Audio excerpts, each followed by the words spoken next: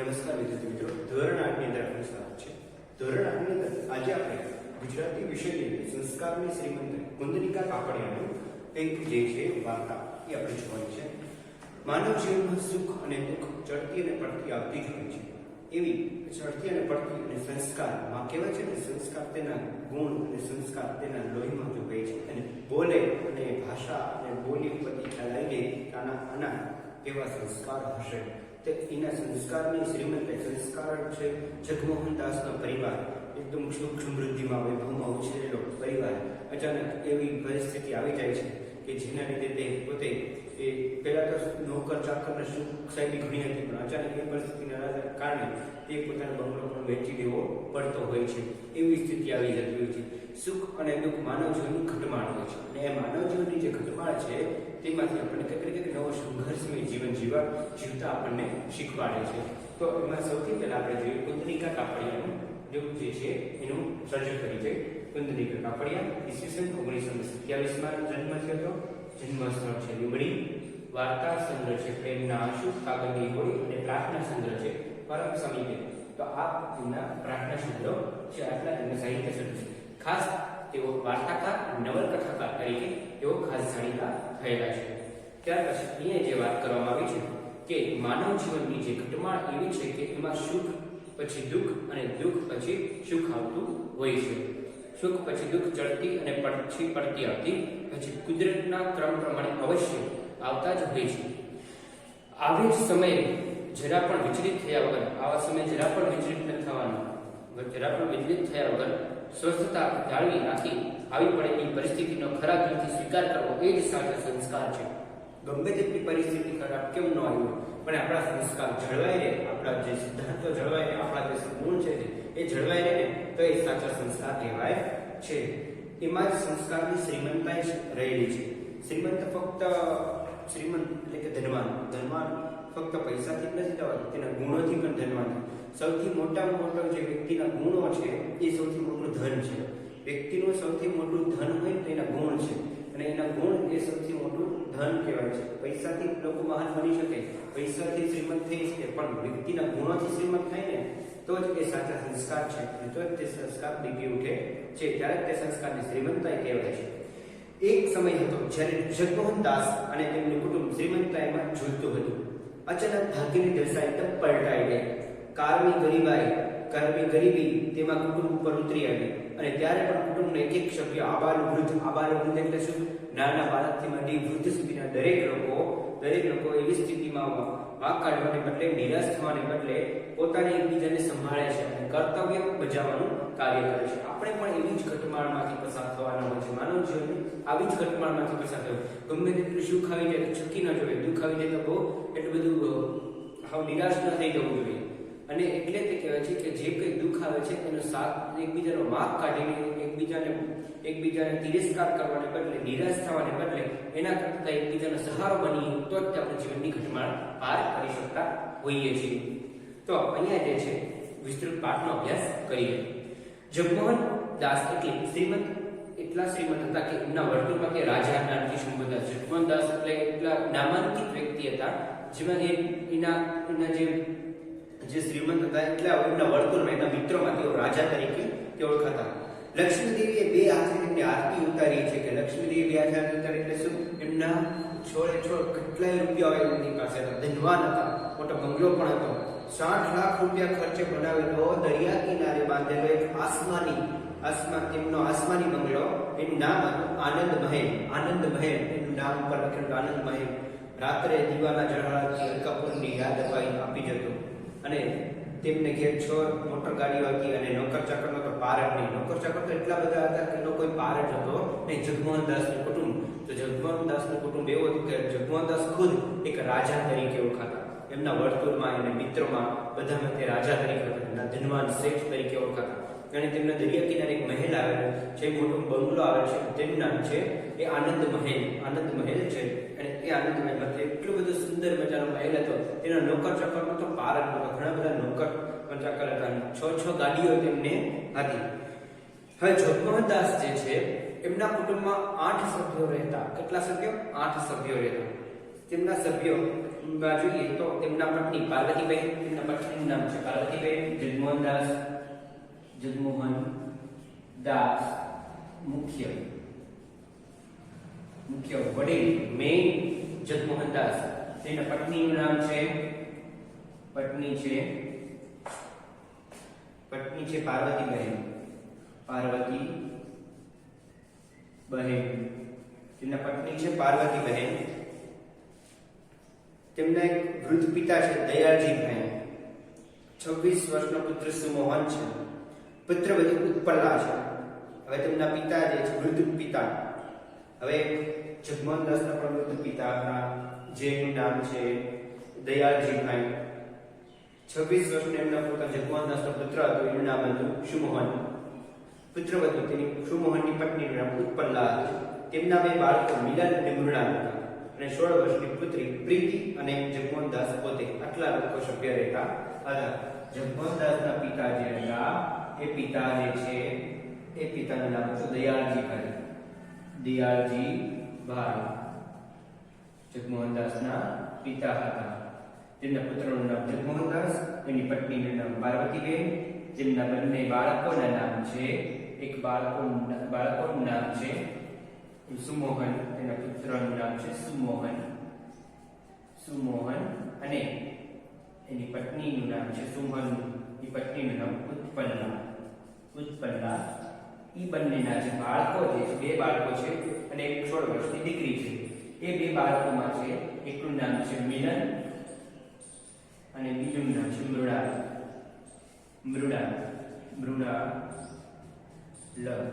અને ત્રીજું જે છે એ દીકરી છે, એનું નામ છે પ્રીતિ. એ દીકરી છે. કેટલા સભ્યો છે? 1 2 3 4 5 6 7 8. આ 8 સભ્યોનું કુટુંબ આ પોતે પરિવારમાં રહેતું હતું. દયાળજીભાઈ પોતે જગમોહન દાસ મુખ્ય, કારણ કે દયાળજી છે વૃદ્ધ થઈ ગયા એટલે મુખ્ય તરીકે કોણ હતા? જગમોહન દાસ પોતે હતા. એટલે દયાળજીભાઈ પછી જગમોહન દાસ મુખ્ય. એમની પત્નીનું નામ પાર્વતીબેન, તેમના દીકરાનું નામ સુમોહન, તેમની પત્નીનું નામ સુમોહનના પત્નીનું નામ છે ઉત્પલ્લા. તેમના 3 દીકરી હતા. તે 2 દીકરા હતા, 1 દીકરી હતી. એમાંથી દીકરાનું નામ છે, પહેલા દીકરાનું નામ મિલન, બીજા દીકરાનું નામ મૃણાલ અને તેમની દીકરીનું નામ પ્રીતિ.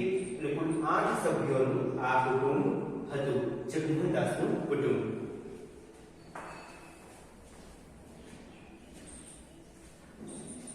ત્યાર પછી આગળ આપણે જોઈએ તો આ જગમોહન દાસનું જે કુટુંબ જે છે એ કુટુંબની આ ખૂબ જ ધનવાન વ્યક્તિ જે હતા, ખૂબ જ ધનવાન વ્યક્તિ. એમના કુટુંબમાં તેઓ જગમોહન દાસ કુટુંબમાં જોશું તેના મિત્રોની અંદર પણ એક રાજા તરીકે તેનું સંબોધન થતું. બધા તેને રાજા તરીકે ઓળખતા. એના મહેલનું નામ શું હતું? એમના મહેલનું નામ હતું આનંદ મહેલ. મહેલનું નામ આનંદ મહેલ હતું. જે તેમના મહેલનું નામ હતું. સુંદર મજાનું નોકર ચાકર નહોતો, પારદ નહોતો, આ બધું હતું. આટલા બધા સુખ વૈભવમાં સ્થાન જ્યારે દરેક જણ પોતાની ઈચ્છા પ્રમાણે કરી શકતું હોય, ત્યાં કુટુંબમાં ઘર્ષણનો એવો કોઈ પ્રસંગ સામો ઉભો થાય.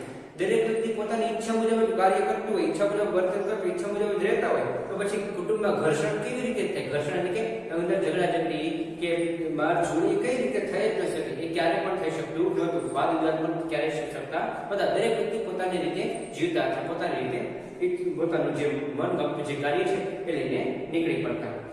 બધા જ લોકો ખૂબ સુખી હતા. એટલા બધા સુખી હતા કે જિંદગી સામે ફરિયાદ કરવાનું એમની પાસે કોઈ કારણ જ નહોતું. એને એટલી જિંદગી સામે કોઈ ફરિયાદ કરવાનું કારણ નથી. એકદમ સુખ સાહેબીમાં ઉછરેલા અને ખૂબ જ સારા એવા બધા એમના સંસ્કાર હતા અને ખૂબ જ સારા વ્યક્તિ ગુણોથી મહાન હોય છે. પૈસાથી મહાન નથી હોતા એમ કહેવાય છે, પણ એ પૈસા છે અને સાથે સાથે ગુણ પણ એમને છે. જગમોહન દાસ એ ખુદ ધનવાન પણ છે, પૈસા પણ છે અને સાથે સાથે ગુણ અને સંસ્કાર પણ તેમને આપેલા એ જોવા મળે છે પરિવારની અંદર. ત્યાર પછી પણ વિધાતાના ખેલમાં અજબ ઘણા રહ્યા છે. કુદરત છે, કુદરતી છે તો એની અંદર ક્રમ તો ફરવાના જ છે. કુદરત તો ગમે ત્યારે પોતાનો વળાંક તો લેતી જ હોય છે. એવી જ રીતે વિધાતાનો એક વળાંક આવ્યો છે કે જગમોહન દાસ સટ્ટાનો વેપાર કરતા. શેનો વેપાર કરતા? જગમોહન દાસ સટ્ટાનો વેપાર કરતા. સટ્ટાનો વેપાર સટ્ટાનો વેપાર કરતા હતા જગમોહનદાસ. અને જગમોહનદાસ સટ્ટાનો વેપાર કરતા હતા એટલે વેપારમાં એમને ભયંકર ફટકો પડ્યો અને વિપત્તિ જ્યારે આવે છે ત્યારે એકલી નથી આવતી. હવે સટ્ટાની અંદર વેપાર કરતા હતા એમાં વધારે પડતું નુકસાન એને થયું. સટ્ટામાં વધારે પડતું નુકસાન થયું અને નુકસાન થવાના કારણે વિપત્તિ ક્યારે એકલી આવતી નથી, એની સાથે એના લાવ લશ્કરને પણ લાવે છે. એ કહેવત અનુસાર એ ફટકાની પાછળ એક પછી એક આઘાતો આવે, પરાજયો, નુકસાનોની પરંપરા ચાલી આવી. એક પછી એક સટ્ટાનો વેપારની અંદર તે હારી ગયા સટ્ટાનું, ત્યારે પછી એક નુકસાન થવા લાગ્યા. એક પછી એક નુકસાન થઈ ગયા અને તેની સ્થિતિ છે સાવ નોકર ચાકર હતા. એની જગ્યાએ પોતે નોકર ચાકરને પણ જવાબ દીધા અને પોતાનું જીવન જે છે થોડા વર્ષોમાં જગમોહનદાસ બધું જ ખોઈ બેઠા. થોડા જ વર્ષો જે પોતાના આનંદ મહેલ હતો, જે બધું જ ગાડીઓ હતી, બધું જ ખોઈ બેઠા. થોડા દિવસ પહેલા સુખ શાંતિમાં ખૂબ ઉછરેલા, પણ હવે સટ્ટાના વેપારની કરતા હતા. સટ્ટા વેપાર ચડતી અને પડતી આવે છે, પણ ભારે નુકસાન એને થયું હોવાને કારણે તે પોતે એ ઘણું બધું નુકસાન થવાના કારણે તે ગરીબાઈ તરફ જીવવા લાગ્યા. હવે એ ન માની શકાય એવી વાત હતી કે આટલી બધી સંપત્તિ, આટલો બધો વૈભવ, આમાં સ્થાન બધું જ પાણીના માફક, રેલાની માફક આંખ કરતા વહી ગયું. કે આટલી બધી સંપત્તિ, આટલા બધા વૈભવ સા પાણી આપણે કેમ ફેંકી દેતા હોય, પાણીની માફક જ ત્યાં બધું જ વહી ગયું. બધું જ સંપત્તિ વહી આવડું મોટું નુકસાન એને વેઠવું પડ્યું. અને શેઠને પોતાનો બંગલો સુદ્ધા પણ વેચી નાખવો પડ્યો. મોટરને, ઘરની બીજી કિંમતી વસ્તુઓ પણ વેચી નાખી પડી. બોલો કેટલી બધી ગરીબાઈ એને આવી કે પોતે સટ્ટામાં એટલું બધું હારી ગયો, એટલું બધું નુકસાન થયું કે એને પોતાના બંગલો પણ વેચી નાખ્યો, ઘરની ગાડીઓ પણ વેચી નાખી અને બીજી કિંમતી સામાનો પણ એને વેચી નાખવા પડ્યા. અતિશયોક્તિ વગર ખરેખર સોનાના પારણામાં જેમના બાળકો ઝૂલ્યા હતા એ જગમોહનદાસ 50 રૂપિયા ભાડું આપી એક નાનકડા મકાનમાં રહેવા ચાલી ગયા. હવે શું થયું? જગમોહનદાસ એક જગમોહનદાસ તો ખરા, પણ જગમોહનદાસના બાળકો રહ્યા એ સોનાના પારણામાં ઝૂલતા હતા. આજે એની પરિસ્થિતિ કેવી થઈ ગઈ કે એક નાનકડા એવા મકાનની અંદર એ 8 સભ્યો અને પાછું ઉપરથી એ 50 રૂપિયાના ભાડામાં તેઓ રહેવા લાગ્યા. શ્રીમંતાઈ માણસના સ્વભાવને એક પ્રકારે અક્કડતાથી સજાવી રાખે છે. વૈભવનું ઊંચું આસન એના સ્વભાવને અમીરી, બેપરવાનો અચળો પહેરાવે છે. કે વૈભવ એટલે કે ધન સંપત્તિ, એને સ્વભાવને અમીરી, બેપરવાહીનો અચળો પહેરાવે છે. પણ માણસની જ્યારે આફત આવે છે, પડે છે, ત્યારે પાઈના હિસાબ ઉપર એને દિવસો ખેંચવાના હોય છે. વિચાર કરો, જ્યારે પૈસા હોય છે ત્યારે પૈસાની કોઈ ગણતરી કરતું નથી. પૈસા એકદમ વેડફાઈ નાખે, પાણી જે વેડફાઈ નાખે એના વેડફાઈ બેપરવાહ થઈ જાય છે. હું જીતી જ એકવાર એક જુગારમાં જીતી ગયો માણસ, એવી ગયો કે હું જુગારમાં જીતી જ એ ઘણી વખત જીતતો રહે. ક્યારેક તો હાર તો થાય જ ને, ત્યારે તો દિવસો ફરે. એટલે દિવસો જગમોહનદાસને એવી રીતે ફરી ગયા, એના કારણે થઈને એને ગરીબ સ્થિતિ ભોગવવી પડી. ત્યાર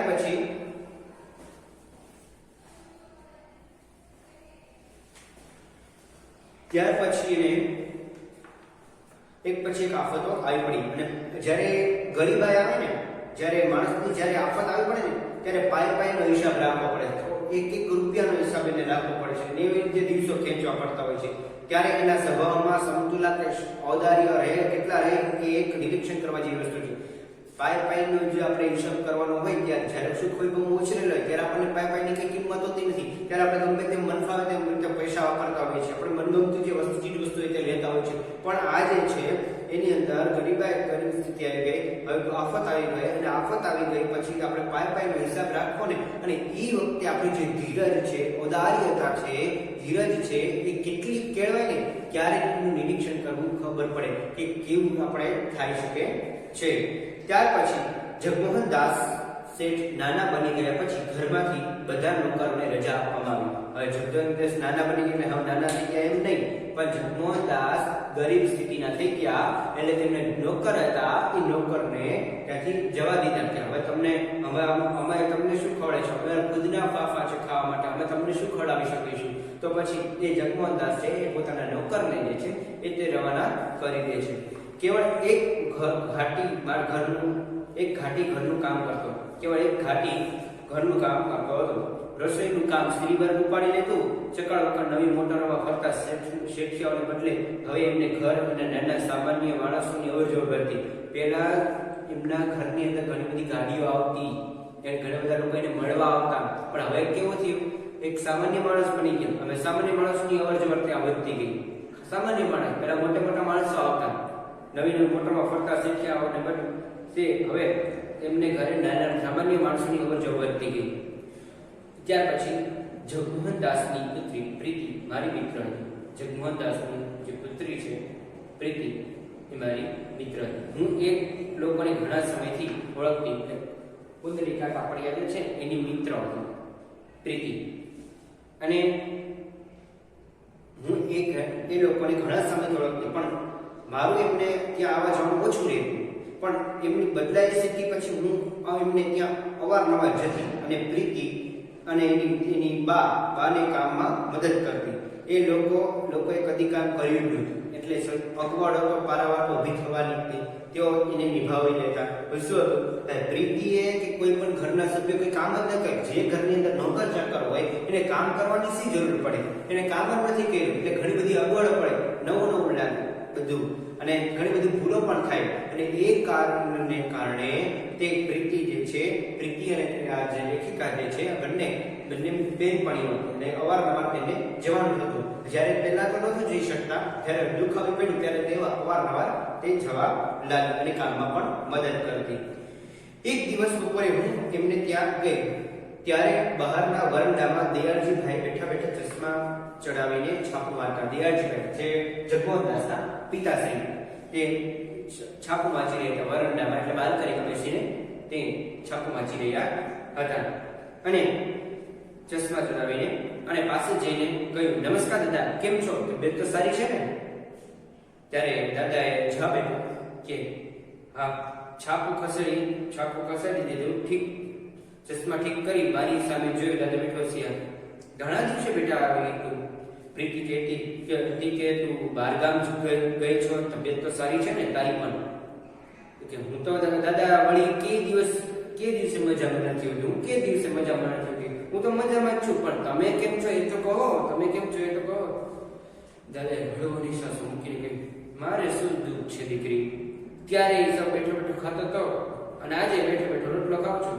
ત્યારે કે હું જ્યારે સુખ હોય ભગવાન તો બેઠો બેઠો રોટલો ખાતો હતો, આજે કે હું બેઠો બેઠો રોટલો ખાઉં છું. મારે શું દુઃખ છે કે?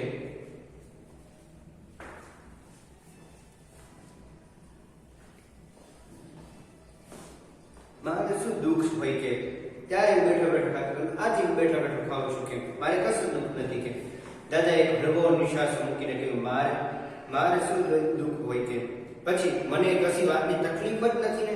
હજુ આજે પણ સવારે પથારીમાં ઉઠું કે મસાલો નાખેલી ગરમ ચાનો કપ હાજર થઈ જાય, સરસ મજાનો મસાલાવાળી ચા હાજર થઈ જાય. પહેલા પણ મસાલાવાળી ચા હાજર થઈ જતી, આજે પણ મસાલાવાળી ચા મને ગરમ હાજર થઈ જાય. વહુ મને પૂછીને રસોઈ બનાવીને મારી તબિયત માટે જુદું પણ રાંધે. વહુ છે એ ઘરની જે વહુ છે એ પોતે રસોઈ બનાવે ત્યારે મને પૂછીને બનાવે, અને મારી માટે જે છે એ જુદું રાંધે તબિયતને લીધે. અને બપોરે છાપા વાંચો અને સાંજે ફરવા જાઓ, બસ. મોટર નથી એટલે હવે ચાલવાની કસરત મળે, તે ઉલટું સારું રહે કે હવે તો ચાલવાની કસરત મળે, મોટર નથી તો કઈ નહીં, પણ હવે ચાલતું ઉલટું સારું રહે કે પેલા એક ખાતો તો બેઠા બેઠા અત્યારે ખાઉં છું, અને પથારીમાં ઉઠું ત્યારે ગરમ ચા પણ મને મળી જતી.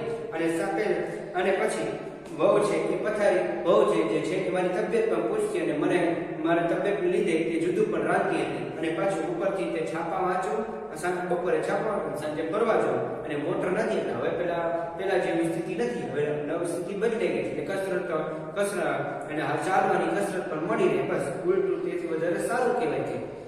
તો દાદા તમે નિશાસ કેમ મૂક્યો? તો તમે નિશાસ કેમ મૂક્યો કે?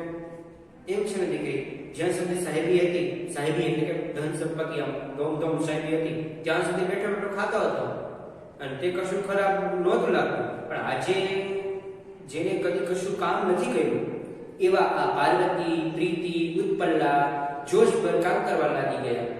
ત્યારે હું બુઢો કશું કર્યા વગર ખાઉં છું, તે મને ખૂંચે છે થોડું. પેલા સાહેબી હતી ત્યારે બેઠો બેઠો ખાતો તો એ વસ્તુ ખરાબ નહોતી, પણ આજે એવી વસ્તુ પરિસ્થિતિ થઈ ગઈ છે, આ પ્રીતિ, ઉત્પલ્લા અને પાર્વતી આ બધા જે છે એ કામે લાગી ગયા છે જોશભેર, અને હું બુઢો બેઠો બેઠો ખાવ એ માટે મારી માટે ચિંતાજનક છે અને ખૂંચે છે મને હૃદયમાં. પણ હવે હું શું કરી શકું કે મારી જુવાનીમાં તો મેં પણ ઘણું કામ કર્યું છે. મારી જુવાનીમાં પણ મેં પણ ઘણું કામ કર્યું છે, પણ અત્યારે આ અવસ્થાએ મને કોણ કામ આપે કે? બસ આ જ વાતનું દુઃખ રહ્યા કરે છે. દાદા ફરી એમનું મીઠું પણ વિલાય હસ્યા. સામાન્ય હૈસા, ન અસ્વસ્થતા પણ સામાન્ય હૈસા. કાંઈ નહીં દાદા, તમારી અવસ્થા પણ ક્યાં છે કામ કરવા જેવી. મેં આશ્વાસન આપવાનો પ્રયાસ કર્યો અને અંદર ગઈ ત્યાં સુમોહન બહાર જતો વચ્ચે જ મળી ગયો. સુમોહન છે એમનો દીકરો તે તરત મળી ગયો. ઓહો દર્શનાબેન, ઘણે દિવસે કાંઈ? હા, જરા બહાર ગામ ગઈ હતી. કેમ છે કામકાજ? હા જરા બહારગામ ગઈ હતી. કેમ છે કામકાજ? નવી નોકરીમાં આનંદ છે ને? આનંદ તો છે દર્શનાબેન. છેક અમેરિકા જઈને ભણી આવ્યો એ નકામું તો ન જ જાય ને કે? આનંદ તો હવે ને છેક અમેરિકા ભણીને આવ્યો છે ભાઈ કે થોડું નકામું જાય કે? પણ એક વાત છે, એમાં મોં પર વિષાદ હતી, દુઃખની રેખા દોરાતી. એક વાતનું મને દુઃખ થાય છે કે આ પ્રીતિ ઉપર મારી બહુ આશા હતી. આ પ્રીતિ જે છે એની ઉપર મારી ખૂબ જ આશા હતી કે, અને એ આશા હતી કે એને ડોક્ટર બનાવી અમેરિકા ભણવા મોકલવી હતી. પણ તમે જાણો છો કે એ ભણવામાં કેટલી હોશિયાર છે. મારા કરતાં પણ વધારે હોશિયાર પ્રીતિ છે કે. અને મને થયું કે આ નાનકડી વાલી બહેનને હું ઊંચામાં ઊંચી શક્ય હોય હશે તેટલી કેળવણી આપીશ. પણ હવે સ્થિતિ એવી રહી નથી. મારી એવી આશા હતી કે આ પ્રીતિ જે છે મારી બહેન તેને સારી ભણાવી ગણીને ડોક્ટર બનાવીશ અને સારી કેળવણી આપીશ. પણ હવે એવી સ્થિતિ રહી નથી. તો પછી કરવું શું કે હું એનાથી મોટો એટલે મને સગવડ મળી ગઈ એટલે હવે સ્થિતિ બદલાઈ. મને થાય છે કે હું એનાથી મોટો એટલે મને સગવડ મળી ગઈ એટલે હવે સ્થિતિ બદલાઈ. એમાં સહન તો એને જ કરવાનું ને. હવે સ્થિતિ બદલાઈ એટલે સહન તો એને જ કરવાનું ને કે હવે એને તો સગવડ મળી ગઈ હતી. જ્યારે તે ધમ સાહેબીમાં હતો ત્યારે તેને નોકરી મળેલી હતી. હવે તેની બહેન માટે એને વિચારવું જોઈએ. એટલે હવે તો એને સહન કરવું પડશે કે હવે આવી સ્થિતિ માટે. પછી સહન તો સામાન્ય રીતે મોટા કરે કે, પણ હવે તો આમાં નાના એ મારાથી નાની તો પણ એને સહન કરવા છે. સહન તો મોટા કરે પણ હવે તો મારાથી નાની એને સહન કરવું પડશે. આવી એનો અવાજ ભીનો થઈ ગયો. હૃદય મારીની પ્રેમ સબર વાણી જે છે એ જોઈને મારા દિલમાં કરુણા ઉભરાઈ ગઈ. કે દર્શનાબેન છે એમના દિલમાં કરુણા ઉભરાઈ ગઈ. હું બોલી, કાંઈ નહીં સુમનભાઈ, સંયોગોથી પરાજિત ન થાય અને મુશ્કેલીઓ સામે ઝૂકી જવાને બદલે એને લડત આપે એનું નામ જીવન કહેવાય. સંયોગ જે છે એ કુદરતી સંયોગ છે. એનાથી પરાજય ન થવું છે. એની ઝઝૂમી રહેવું જોઈએ, લડાઈ કરવી જોઈએ. મુશ્કેલી સામે ઝઝૂમીને અને લડત આપે એનું નામ જીવન છે કે. અને તમે આવા પુરુષાર્થી છો, પછી પ્રીતિને સારી ચિંતા. તમે આટલા સરસ પુરુષાર્થી છો, પછી પ્રીતિને કોઈ પણ જાતની ચિંતા નથી રહેવાની. રસોડામાં ભાભી ચોખા વેળવા વીણતા હતા. બે કહ્યું, સાચું કહો ભાભી, સુખી છો કે કશું દુઃખ થાય છે? પછી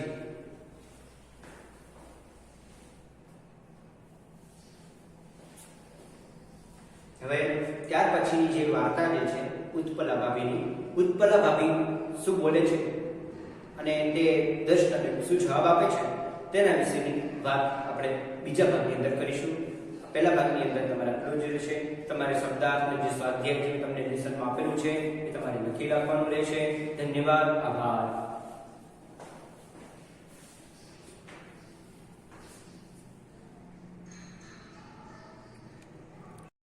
બાળ દોસ્તો, હવે આપણે પાઠને સમજીએ.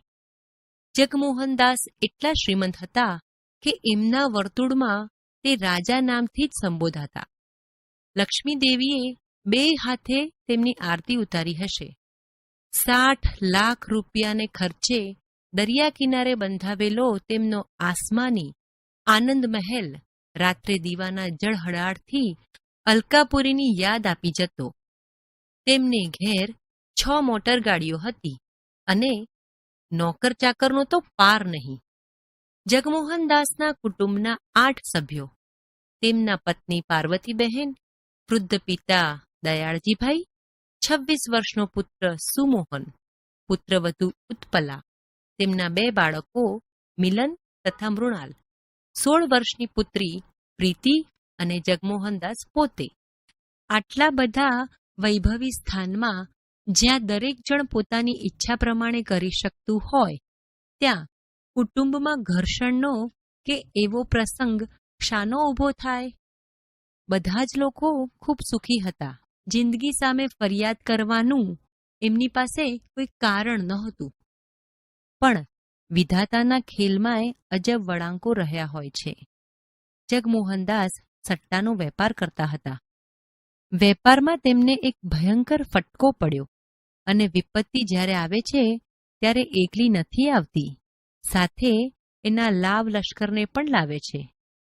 એ કહેવત અનુસાર એ ફટકાની પાછળ એક પછી એક આઘાતો, પરાજયો, નુકસાનીની પરંપરા ચાલી આવી.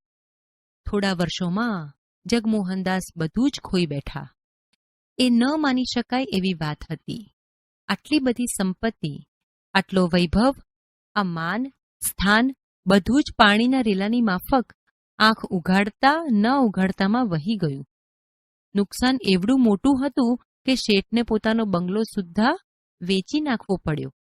મોટરગાડી ને ઘરની બીજી કિંમતી વસ્તુઓ તો એ પહેલા જ વેચી નાખેલી.